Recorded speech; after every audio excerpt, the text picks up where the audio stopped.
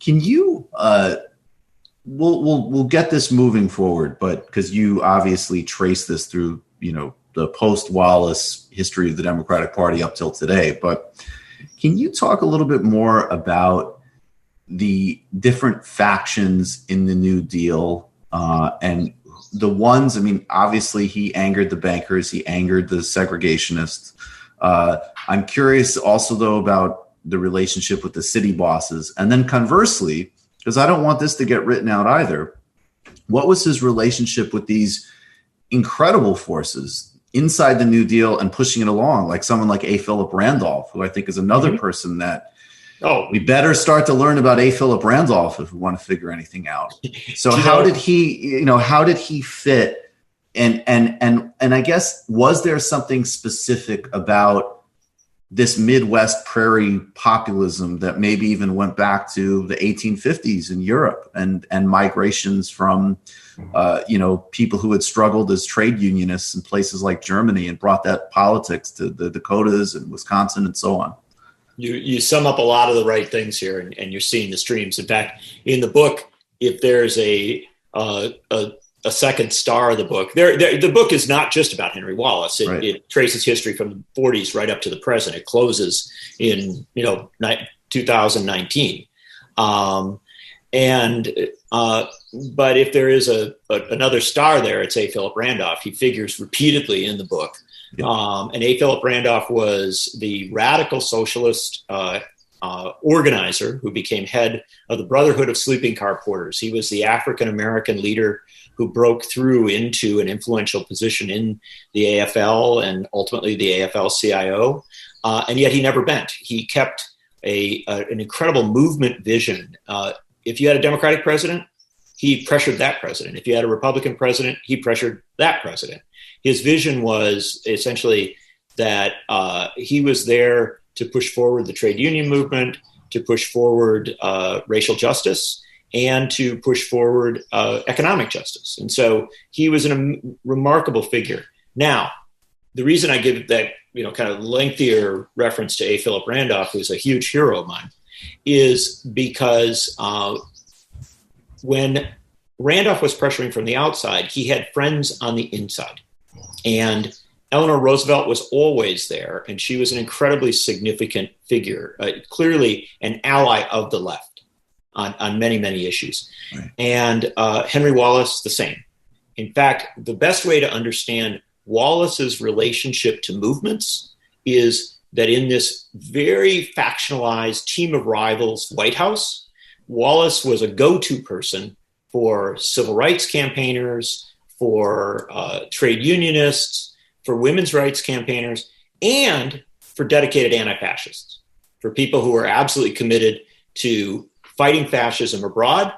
And it was the vital struggle of his era as vice president, but also to recognize the roots of fascism, to speak about it in blunt terms, and to talk about what he again referred to as an Americanized fascism, those who would divide along race, class, gender, religion.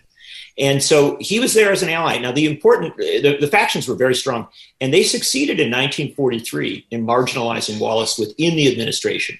He was leading a lot of the war effort and doing very, very well. But he did things like saying, well, we have to pay the workers in other countries who are producing rubber for America a fair wage. We can't exploit them.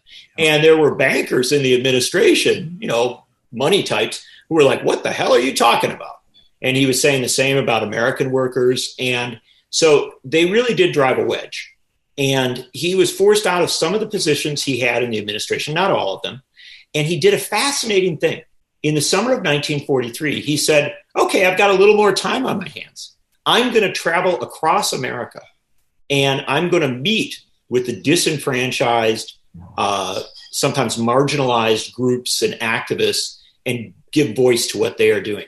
So if you can imagine this, a sitting vice president of the United States met with Latino farm workers, met with African-American civil rights campaigners, met with Jewish people fighting against anti-Semitism abroad and in the United States, met with women to talk about the Equal Rights Amendment and other issues. And he brought this all back to the White House.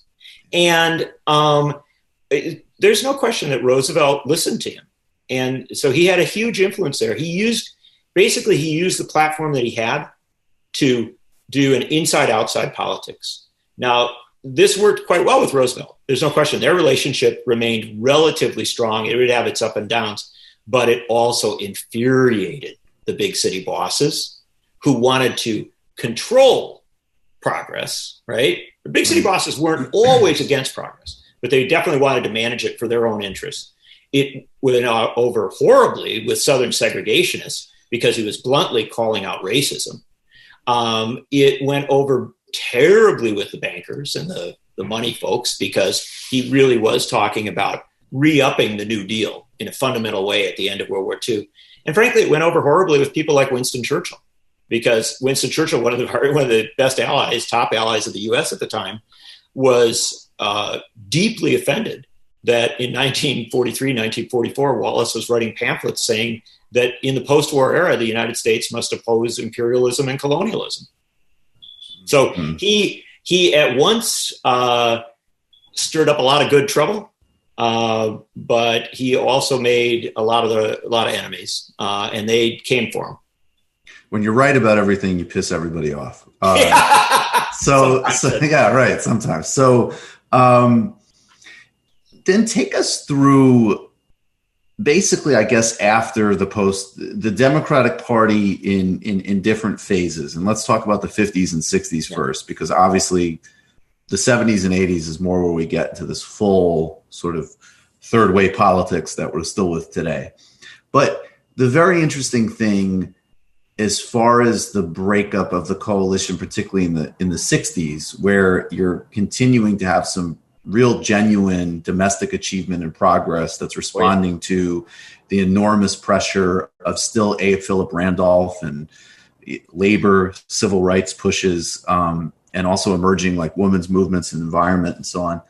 Obviously, then you have the colonial genocidal war in Vietnam, I'll call it. Mm-hmm. And I'm wondering if you could use an idea that I think also comes from World War II. It may even have been Randolph too, but the idea of a double V, that the double victory, yes, the defeat of fascism abroad, defeat of fascism in the form of Jim Crow and other forms of brutality at home. And we know obviously there was great progress in the New Deal, but again, segregationists, apartheidists were still part of the coalition. In the 60s, it flipped, where there really was this enormous achievements domestically, but then the acceleration again of a kind of neo-colonial foreign policy. I mean, is that how you'd see the split happening? Maybe absolutely that. Yeah, you know your history very well. I read you. I don't have to tell you that. The Double V campaign is one of the great, historic efforts. I write about it in the book. Yep. One of the things I try to do in the book is to constantly keep an eye on the movements, and how movements were changing politics and who was open to that and who was closed to that. To my mind, that's really what the fight for the soul of the Democratic Party is about. It's not just a left and a right. It's not just visionaries versus status quo types. It's also who keeps the door open, who says, hey, there's people marching. Let's listen to them. Let's draw in what they're doing. They're building new power. They're building new movements. Let's respect that. Wallace believed that with a great passion. He also believed very, very strongly that there were two issues that needed focus. One was peace. He believed that efforts should be made to achieve peace, to make sure that you would not have wars, that you would not have militarism, imperialism, colonialism, all of these issues, kind of getting in the way of a domestic agenda. And he believed these things would be in conflict constantly. And so his argument was that the way to make great progress at home was to also bend hard to achieve peace internationally. Now that could be frustrating, and Wallace got in trouble for that quite often, because there were people who said he was so much for peace that he didn't anticipate, he didn't understand the Soviet threat. that he didn't anticipate, he didn't understand the challenges of undoing colonialism, that he didn't anticipate, that he didn't understand what would become the Cold War. I would argue, in reading his diaries and reading what he wrote about, that he anticipated it very well. He understood it, and he believed, this is the great divide, he believed the United States could, by example and with diplomacy and with smart coalition building around the world, create an alternative that was so appealing that the U.S. would in fact be a great leader in the world, but it wouldn't be a leader just based on military might. It would also have a vision. And so he fought for that. And he argued, if you didn't do that, if you didn't always keep an eye on these two tracks, on achieving peace and on achieving, and this is the other side, domestic progress that had to address fundamental domestic issues. And that was racism, sexism, class divides.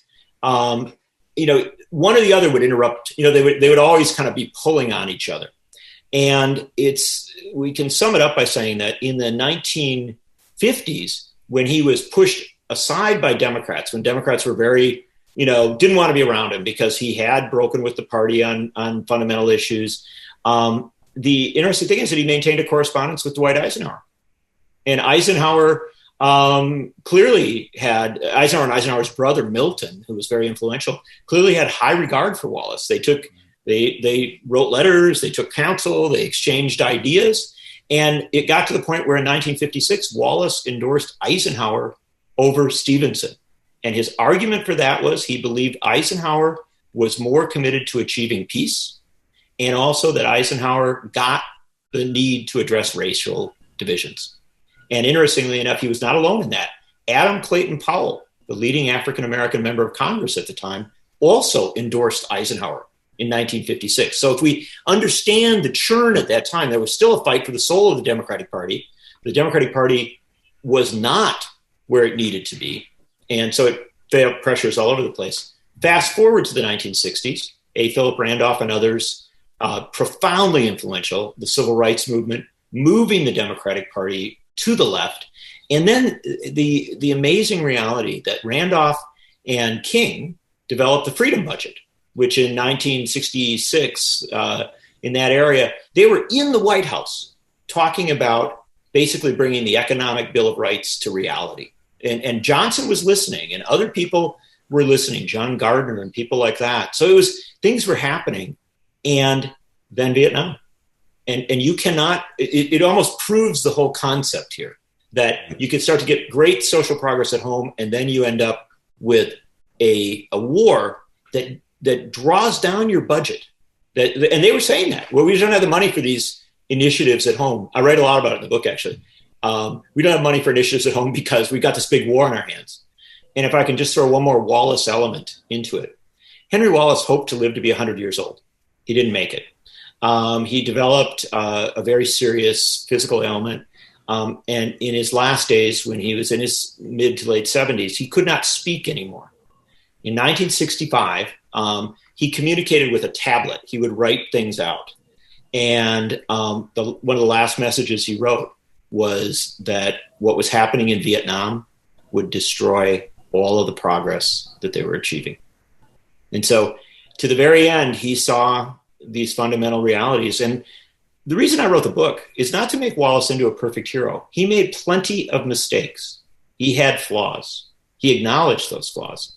But it is to say that we had people along the way who told us where the fault lines were, where the crises were, where the critical junctures were. And they were marginalized. And I think they were marginalized at great cost to the Democratic Party and at great cost to America. Absolutely.